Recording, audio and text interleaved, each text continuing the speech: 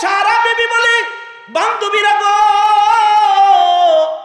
আমাকে সাজায়া দে, ভালো ভালো কাপড় আমাকে পরায়া দে, সুন্দর গহনা সজ্জিত করে দে, কারণ আমার মন বলে আমি স্বপ্ন যোগে বারে বারে যারে দেখি আমার সে বন্ধু বুঝি আমার দুয়ারে দাঁড়ায় রয়েছে।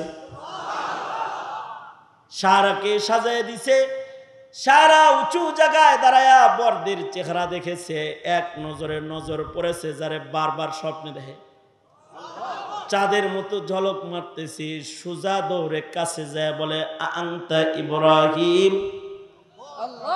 হ্যাঁ আমি ইব্রাহিম।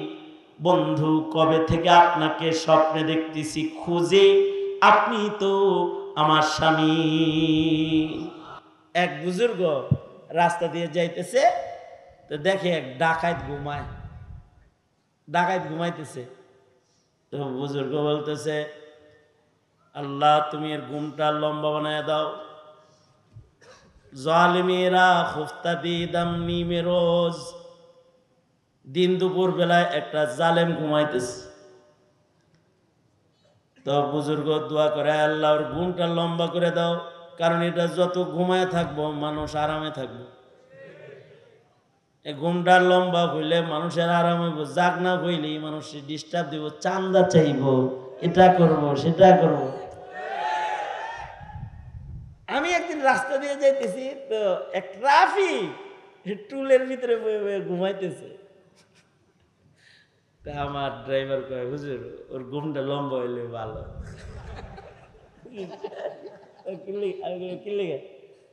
ওরা জাগ না থাকলে ট্রাক ওলাগো খুব ডিস্টার্ব, ঘুমা ঘুমা ঘুমা ঘুমা ঘুমা ঘুমা। কিছু মানুষের ঘুম লম্বা হইলে মানুষ খুশি হয়। বুজুর্গ দোয়া করতেছি, আল্লাহ এটার ঘুম লম্বা করে দাও, এটা যত ঘুমাইব তত আরাম। দোয়াটা করে একটু সামনে যে আবার পিছনে আসছে, আল্লাহ যেটা ঘুমাইলে আরাম, এটা মরে গেলে বেশি আরাম। ঘুমে থাকলেই যেহেতু আরাম, তো এটা মরে গেলে আরাম। কিছু মানুষের জন্য মানুষ মরার দোয়া করে কর্মের কারণে, আর কিছু মানুষ চলে যায় তারপরেও দোয়া হয় কর্মের কারণে। মসজিদ নির্মাণ হয়েছে, মুতাল্লি চলে যাবে, কিন্তু শত শত বছর দোয়া হবে। যারা নামাজ পড়বে তারা বলবে, আহ এই লোকটা মসজিদ বানাইছিল, তো নামাজ পড়লাম, আল্লাহ এর মাফ করে দিও। মসজিদ বানানো এমন একটা ভালো কাজ, এমন একটা ভালো কর্ম, যে ভালো কাজটা করলে তেরে সিওয়া महबूब हकीकी कोई नहीं है, कोई नहीं तेरे सिवा मौजूद हकीकी कोई नहीं है, कोई नहीं। यादों में तेरे सबको भुला दूं, कोई ना मुझको याद रहे, सब खुशियों को आग लगा दूं, खाने दिल आबाद रहे।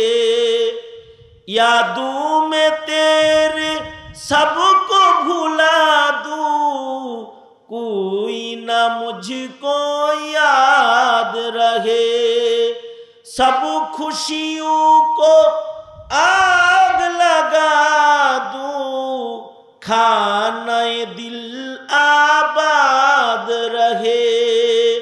अब तू रहे बस तादमे आखिर, अब तू रहे बस तादमे आखिर, विर्दे जुबा आए मेरे इलाह, ला इलाहा इल्लल्लाह, ला ইলাহা ইল্লাল্লাহ, জোরে লা ইলাহা ইল্লাল্লাহ, লা ইলাহা ইল্লাল্লাহ, লা ইলাহা ইল্লাল্লাহ, লা ইলাহা ইল্লাল্লাহ, লা ইলাহা ইল্লাল্লাহ, মুহাম্মাদুর রাসূলুল্লাহ।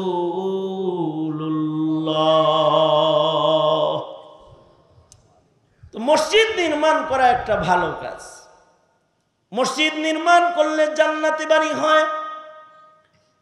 মসজিদে যাতায়াত করলে ইমানদারের খাতায় নাম চলে যায়। মসজিদকে ভালোবাসলে আরশে আজিমের ছায়া পাওয়া যায়। যাদের হৃদয়ে মসজিদ প্রেম আছে, ময়দানে মাহশারে যেদিন আরশের ছায়া ছাড়া আর কোনো ছায়া থাকবে না। কলবুহু মুআল্লাকুন বিল মাসাজিদ, যাদের হৃদয়ের ভেতরে মসজিদের প্রেম, তাদেরকে আল্লাহ তাআলা আরশের ছায়া দান করবে। এটা যে কোনো মহল্লার মসজিদের প্রেম থাকলেও আরশের ছায়া পাওয়া যাবে। তার ভেতরে যদি মসজিদের ভেতরে দামি মসজিদের প্রেম পাওয়া যায়, যেমন আকসার প্রেম পাওয়া গেছে। পত্রিকায় দেখলাম, অনলাইন পত্রিকার খবর, যে এক বুড়া গেছে যে ফিলিস্তিনের ভিসা চাইতেছে। কি লেগে চায়? কয় আমি মরমু কিন্তু ফিলিস্তিনের ভাই বোনদেরকে আজাদ করমু, মসজিদুল আকসাকে আজাদ করমু, শহীদ। বয়োবৃদ্ধ, হাঁটতে পারে না, কিন্তু মসজিদুল আকসার প্রেমে পড়ে গেছে। মসজিদের প্রেম যদি কারোর ভেতরে পাওয়া যায়, তো আল্লাহর রাসূল বলেছেন মসজিদ প্রেমিকদেরকে মহান আল্লাহ ময়দানে মাহশারে যেদিন কোনো ছায়া থাকবে না, সেদিন আল্লাহ তাআলা মসজিদ প্রেমীদেরকে আরশের ছায়া দান করবে। আল্লাহু আকবার, জোরে করে বলেন আল্লাহু আকবার। নির্মাণ করলে জান্নাতে বাড়ি পাওয়া যাবে। যার টাকা নাই সে নির্মাণে অংশগ্রহণ করছে 1 টাকা দিয়ে, তাতেও হবে। সগীরান আও কাবীরান শব্দ আছে হাদিসে। সাদাকাটা মসজিদের বড় হোক অথবা ছোট হোক, এটার কারণেও জান্নাতে বাড়ি পাবে। বাদশাহ হারুনুর রশিদ একটা মসজিদ বানাইলো, ঘোষণা করলো, এই আমার রাজ্যের লোকেরা, ভাষণ দিতেছি আর কি, হারুনের ভাষণ না, এই আমার রাজ্যের লোকেরা, আমি বাদশাহ হারুন একটি মসজিদ নির্মাণ করব। আমাকে নেতারা কয় গ্যাস দিব, বিদ্যুতের তার কেটে দিব, কালভার্ট ভেঙে ফেলব, বলে না এরকম? উল্টায় কইছি আর কি আমি। হারুন বলতেছে, এই আমার রাজ্যের লোকেরা, আমি একটা মসজিদ বানাবো। সুখবর হলো, আমার এই মসজিদের ভেতরে আর কারোর দান নিব না, আমি একাই বানাবো। মানুষের স্বভাব হলো মাগনা পাইলে আলকাতরাও নিতে চায়।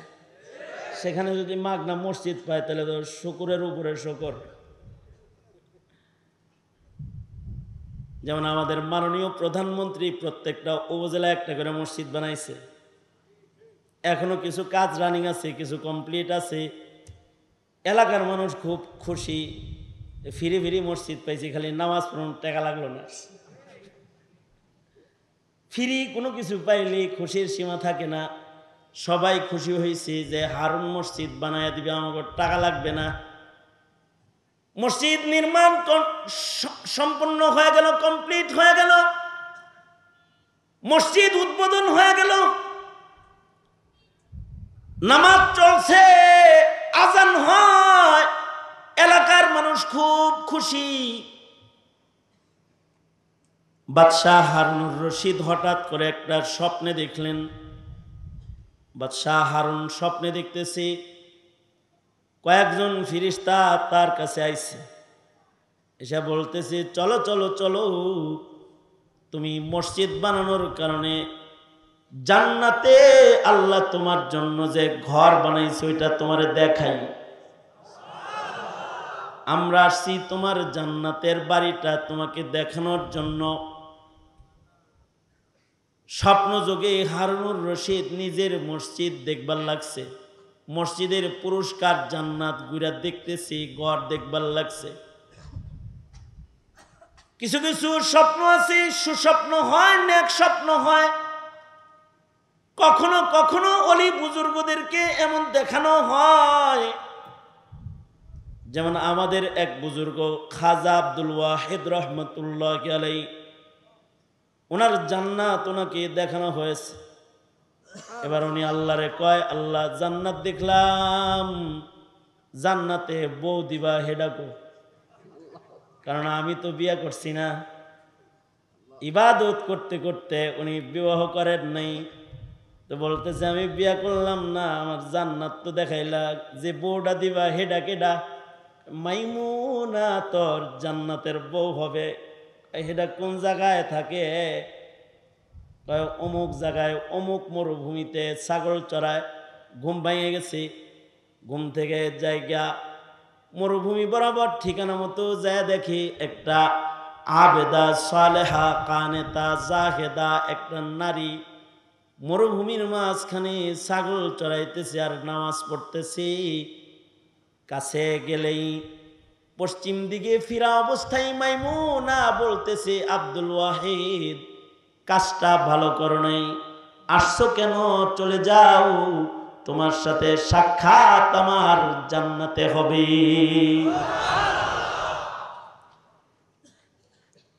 কখনো কখনো বুজুর্গদেরকে এরকম আল্লাহ তাআলা দেখা দেন অনেক কিছু। হারুনকে তার জান্নাত দেখানো হচ্ছে। হারুনুর রশিদ নিজের জান্নাত দেখছে, জান্নাত দেখা জান্নাত থেকে বাইরে দেখি সেম সেম আর একটা জান্নাত, আর একটা বাড়ি দেখা যায়। হারুনুর রশিদ ভাবলেন, তোমার না এটা আহমদ বিন মুসা নামের লোকের, তার জান্নাতে তোমার ঢোকার ইজাজত নাই। সে কেমনে মালিক হইল? তোমার মসজিদে তার দান আছে। হারুনুর রশিদ আশ্চর্য, ঘোষণা দিছি কেউ আমার মসজিদে দান করতে পারবে না। এই ফাঁক দিয়ে আবার কে দান কইরা এভাবে জান্নাতে বাড়ি বানায় ফেলল।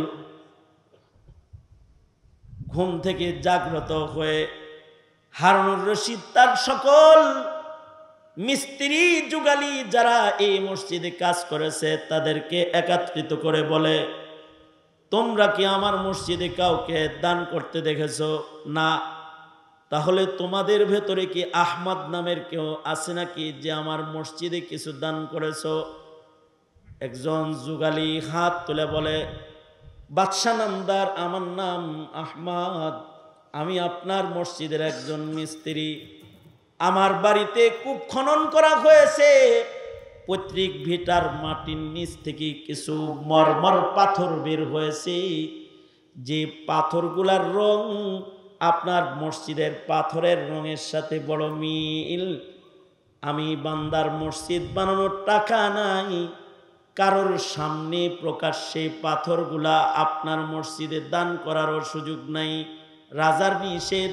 কিন্তু রাজার সাথে কথা বইলা তার ঘর যেহেতু বানানো হইতেছে, রাতের অন্ধকারে ওই কয়েকটা পাথরের টুকরা আপনার মসজিদের নির্মাণের পাথরের স্তূপের উপরে রাতের বেলায় আমি রেখে গিয়েছিলাম।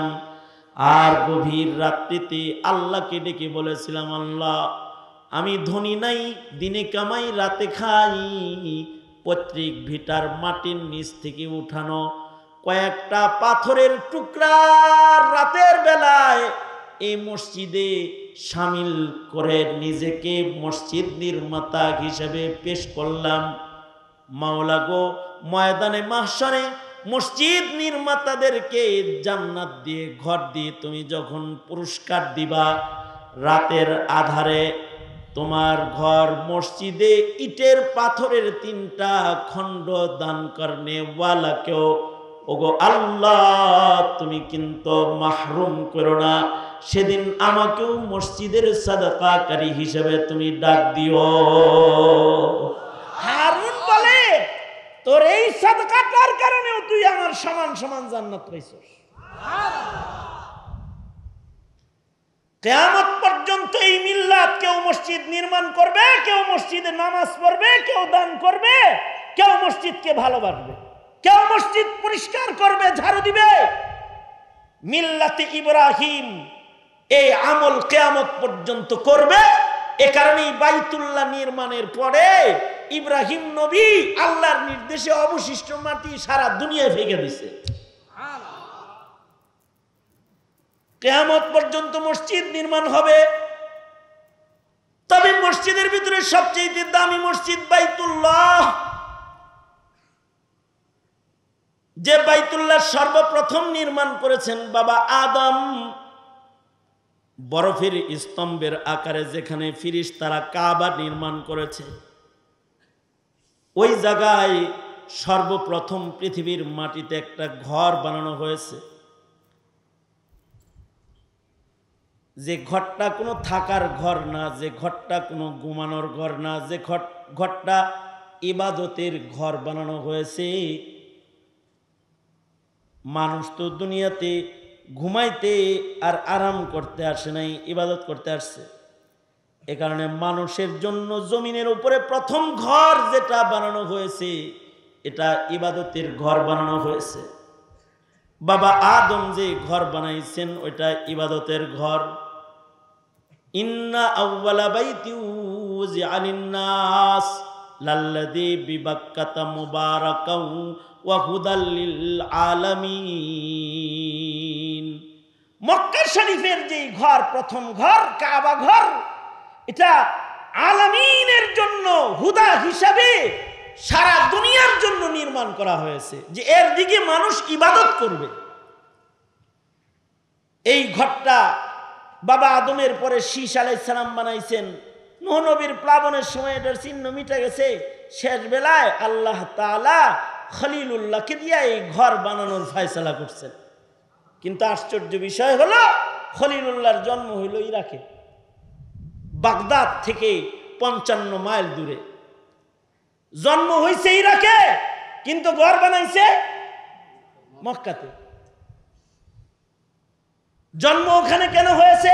ওখানে যে বড় জালিমের আগমন হয়েছে, এখানে বড় পয়গম্বরকে আল্লাহ পাঠাইছে। বড় জালিমকে? নমরুদ, যে নিজে খোদার দাবিদার, সারা দুনিয়ায় মূর্তি পূজা প্রতিষ্ঠাতা নমরুদ। এই নমরুদের মন্ত্রীর ঘরে ইব্রাহিমের জন্ম। খোদ ইব্রাহিম আলাইহিস সালামের বাপও মূর্তি পূজক, কিন্তু উনি মূর্তি সব ভাঙ্গা একদিন তছনছ করে আলাইছে। শাস্তি হিসেবে ওনাকে আগুনে নিক্ষেপ করা হয়েছে। আল্লাহ তাআলা তার খলিলকে আগুনের ভেতর থেকে কমপক্ষে 40 দিন পরে আগুনের ভেতর থেকে নিরাপদে বের করে নিয়ে আসছে। সুবহানাল্লাহ, আর আস্তে করে বলেন সুবহানাল্লাহ। আমাদের দেশে কেউ যদি 3 দিন মাটির নিচে অক্সিজেন নিয়ে যায় শুয়ে থাকে, মানে কবরের ভিতরে কিন্তু অক্সিজেনের লাইন আছে, হেনে 3 দিন শুয়েছিল। 3 দিন পরে যখন উঠে, সে খাজা বাবা হয়ে উঠে। ঠিক না? কি কি এরকম খাজা বাবা হয় না এই দেশে? হ্যাঁ, অক্সিজেন আলা কবরের ভিতরে হয়ে আছিল 3 দিন। বাইর হইছে, পরে কয় বাবা কবরে থেকে সাধনা করে আইছে।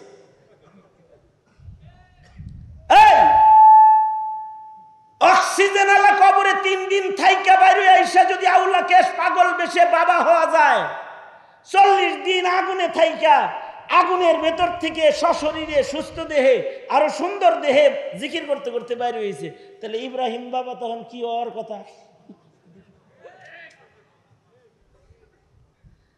কারণ ইব্রাহিম আলাইহিস সালাম আগুনের ভেতরে তো না খাইয়াছিলেন না, খাওয়াইছেন কে? সম্ভব না অসম্ভব? আল্লাহর জন্য সম্ভব না অসম্ভব? যে খানাটা খাওয়াইছে ওটা তো পাকাইছে বাগদাদের লোকে, হ্যাঁ, অথবা ইরাকের মানুষ নাকি জান্নাতের? জান্নাতের খানা খাইলে স্বাস্থ্য কি ভালো হওয়ার কথা না খারাপ হয়েছে? হ্যাঁ, মনে করেন 1 বছর জেলে ছিলাম, শুকাইয়া গেছিলাম, আবার আন্না মাছ খান্ডা খাইছি, এখন আবার স্বাস্থ্য মোটা হয়েছে। ভালো খাইলে তো মানুষ ভালো, স্বাস্থ্য ভালো হয়। বাবা ইব্রাহিম আগুনের ভেতর থেকে বাইর হয়েছে, আরো হৃষ্টপুষ্ট বাইর হয়েছে, স্বাস্থ্য ভালো বাইর হয়েছে। আল্লাহু আকবার, জোরে বলে। এই অবস্থায় আগুন থেকে ইব্রাহিম বের হয়ে আসছে। এটা যখন পাবলিক দেখছে, এই পাবলিক কি ইব্রাহিম আলাইহিস সালামের দুশমন হয়েছে না দোস্ত হয়েছে? খোদ নমরুদ নিজে পাতলা পায়খানা বের হয়ে গেছে। এ ডরান ডরাইছে, এমন ডরান ডরাইছে, সে ঘোষণা করছে, সাবধান, আমি তো ইব্রাহিম রে কিছু বলবো না, তোরাও কিছু বলিস না। কারণ কি? কারণ নমরুদ বুঝে ইব্রাহিমের সাথে তার রবের সাথে এমন খাতির আছে, আগুনের ভেতরে তার রব তারে খাওয়ায়, পড়ায়, পালে। সেই ইব্রাহিমের সাথে যদি কোনো বেয়াদবি আমরা করি, তাহলে তার রবে যদি আগুন রে কয় ধর, আর আগুন যদি আমাদের পেছনে ছুটে, তাইলে তো খেলা হবে। সুতরাং তার সাথে কিছু বলা যাবে না।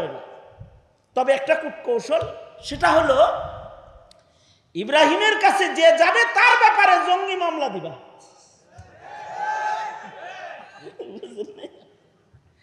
ইব্রাহিমকে কিছু বলবে না, কিন্তু ইব্রাহিমের কাছে কেউ গেলে তাকে জঙ্গি মামলার আসামি বানাবা, গাড়ি পুরা মামলার আসামি বানাবা, ককটেল মামলার আসামি বানাইবা। দেখেন না, এখন আলেমদের কাছে গেলে বেজালে পড়ে যায়। একটি শ্রেণী আলেমদেরকে যে কারণে আলেমদের কাছে পাবলিক ভিড়তে দিতে চায় না, ঠিক সেম কারণে নমরুদ এলাকার লোকদেরকে খলিলের কাছে ভিড়তে দিত না। সেম কারণে যখন বাগদাদি আর ইরাকি যখন দাওয়াতের পরিবেশ নাই, আল্লাহ তাআলা বললেন হিজরত করো। উদ্দেশ্য তো আসলে আকসা নির্মাণ হবে, কাবা নির্মাণ হবে। আল্লাহ তাআলা খলিলুল্লাহকে বললেন, যাও খলিল, ইরাকে যেহেতু দাওয়াতের পরিবেশ নাই, তুমি চলে যাও হিজরত করে আকসায়। আকসা জায়গাটা ভালো। আল্লাযী বারাকনা হাওলাহু লিনুরিয়াহু মিন আয়াতিনা। জায়গা ভালো, জায়গার মানুষ ভালো, বরকত হবে সেখানে। হিজরত করে সেখানে চলে যাও। যেমন আমাদের নবীজিকে আল্লাহ তাআলা মক্কা থেকে হিজরত করে মদিনায় যাইতে বলেছে, কারণ মদিনা জায়গাটা ভালো, মদিনার মানুষ ভালো। গেলে আপনাকে পালবে, নিরাপত্তা দিবে, জুলুম করবে না। ইব্রাহিম আলাইহিস সালামও হিজরত করলেন। একা একা হিজরত করতেছে, একা একা পথ চলতে ভালো লাগে না, আল্লাহ রাস্তায় 2টা বিয়ে করাইলেন। কোন বর্ণনায় আছে যাওয়ার সময় নমরুদের মেয়ে কয় আমি যামগা। কেউ বলে ইব্রাহিম আলাইহিস সালামের বড় বিবি, এটা নমরুদেরই কন্যা। কিন্তু কেউ বলে না, ইব্রাহিম একা একা যাইতেছে, যাইতে যাইতে এমন এক রাজ্য দিয়ে যাইতেছে, দেখে যেখানে বিয়া হইতেছে, শুভ বিবাহ সাইনবোর্ড লাগানো আছে। যা দেখে যে সব বর গ্রুপ দাঁড়ায় রয়েছে। কি ব্যাপার, এটা কেমন বিয়া? কয় আমরা সব বিয়ের প্রার্থী। কয় আমরা জামাই গ্রুপ অফ ইন্ডাস্ট্রিজ লিমিটেড, এইখানে আমরা যারা আছি সব হলো জামাই গ্রুপ, আমরা সব বর, এখানে যাত্রী নাই, সব বর আছে। কয় তাই কনে কই? কয় কনে ঘরের ভিতরে আছে একজন। সে কি? কয় এই রাজ্যের বাদশার মেয়ে, যারে পছন্দ করবে তার লগে আজকে এখন শুভ বিবাহ হবে। কয় বাকিগুলা কি হবে? বাকিগুলা বর যাত্রী হবে।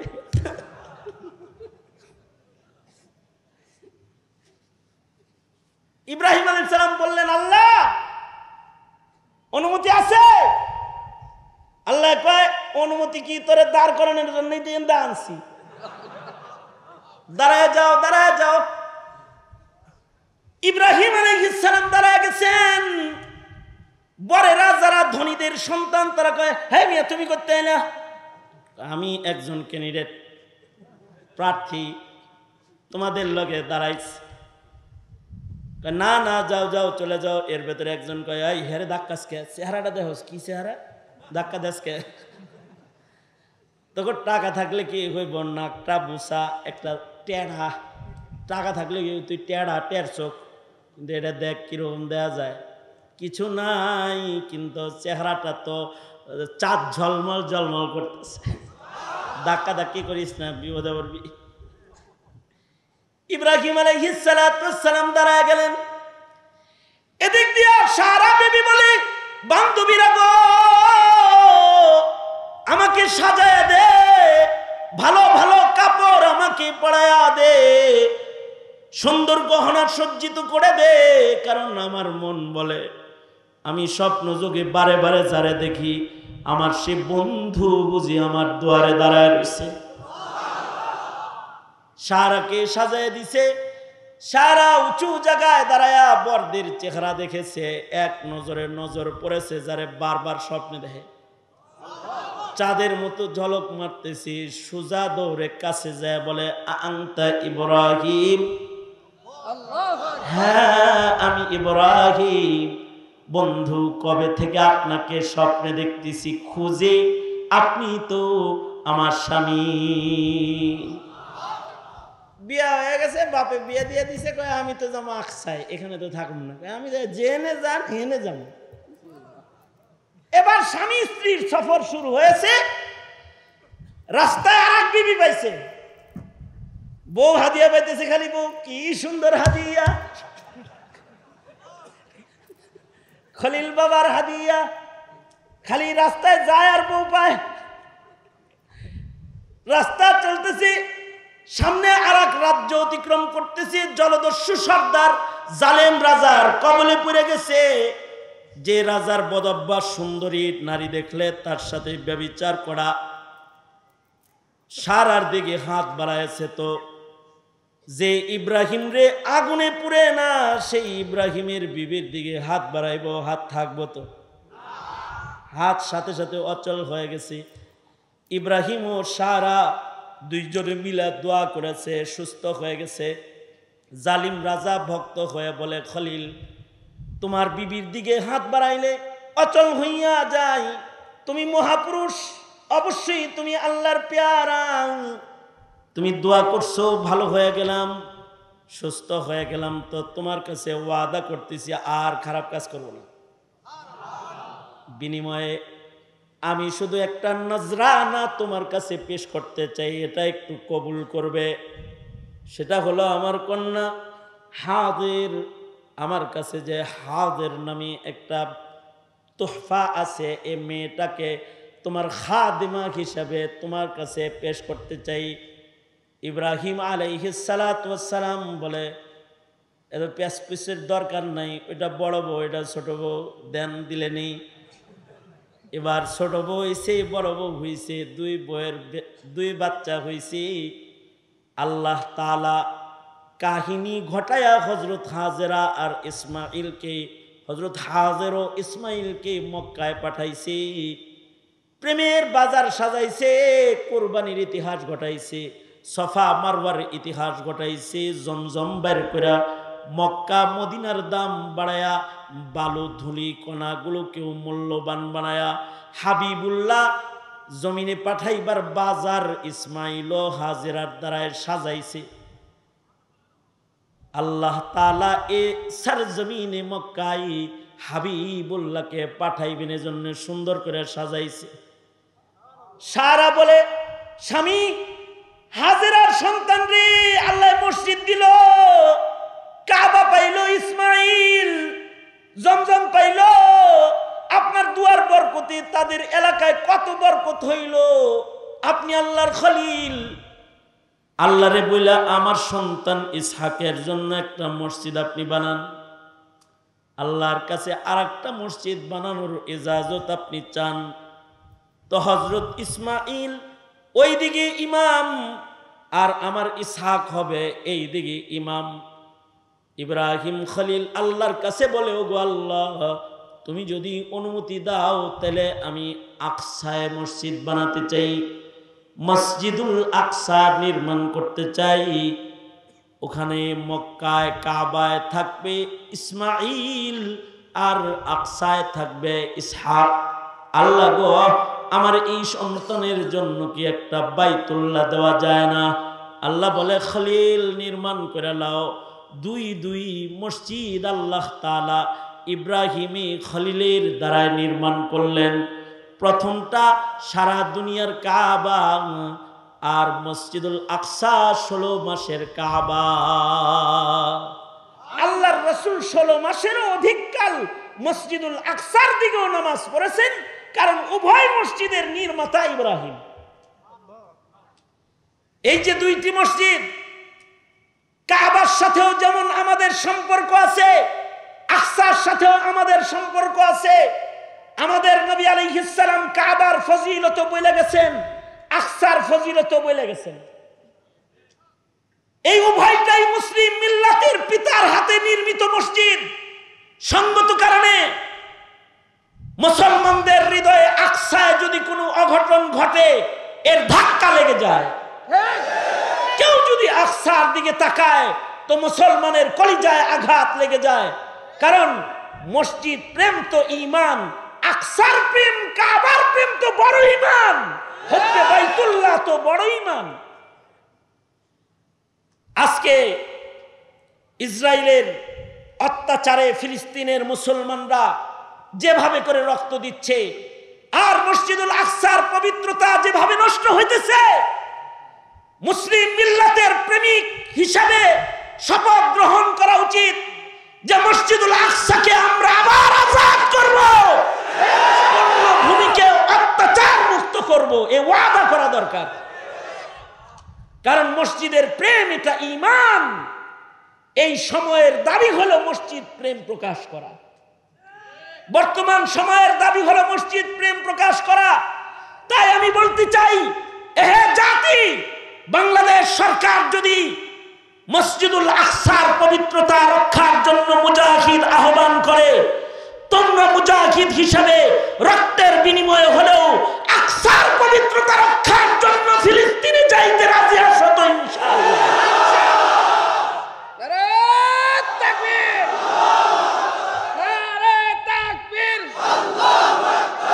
ইসলামের শত্রুরা হুঁশিয়ার, সাবধান।